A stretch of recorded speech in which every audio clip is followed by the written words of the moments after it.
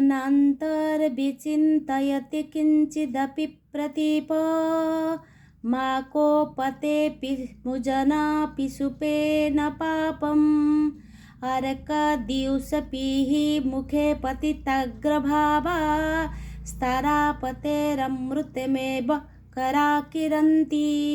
ଉପନିଷଦ ଅଙ୍କରେ ଆମର ଏହି ସୁନ୍ଦର ଶ୍ଲୋକଟି ଅବତାରଣ ହୋଇଛନ୍ତି, ଯାହାର ଅର୍ଥ ହେଉଛି କି ଚୁଗୁଲି ଖାଉଥିବା ଦୁଷ୍ଟ ମନୁଷ୍ୟ ଦ୍ୱାରା କାମ କ୍ରୋଧ ଦେବା ପାଇଁ ସାଧୁ ପୁରୁଷ କେବେ ବିରୋଧ ଅମଙ୍ଗଳମୟ ପ୍ରତିଶୋଧ କଥା ନିଜ ମନରେ କେବେ ବି ଆଣେନି। କାହିଁକି ନା ରାହୁ ଚନ୍ଦ୍ରମାର ସହଜ ବିରୋଧୀ ହୋଇଥାଏ, କିନ୍ତୁ ଚନ୍ଦ୍ରମା ତାର ସୁଧାମୟୀ କିରଣରେ ସମସ୍ତଙ୍କର ମୁଖରେ ପଡ଼ିଲେ ଅମୃତ ବାହାରିଥାଏ। ଏଣୁ ସାଧୁ ହେଉଛି ଚନ୍ଦ୍ରମା ସଦୃଶ। ତାର ଏହି ଜଗତରେ ରାଗ ପ୍ରେମ ଶତ୍ରୁ ମିତ୍ର ଅନୁକୂଳ ପ୍ରତିକୂଳ ସବୁ କିଛି ସମାନ। ତେଣୁ ସାଧୁ ହିଁ ପ୍ରକୃତରେ ଜଗତକୁ ମଙ୍ଗଳ କରିପାରେ, ଦୁଃଖ କଷ୍ଟ ନିଜେ ସହ୍ୟ କରିପାରେ। ତେଣୁ ସାଧୁ ଯୁଗେ ଯୁଗେ ହିଁ ଭଗବାନଙ୍କର ସ୍ୱରୂପ ହୋଇଥାଏ। ଜୟ ଜଗନ୍ନାଥ।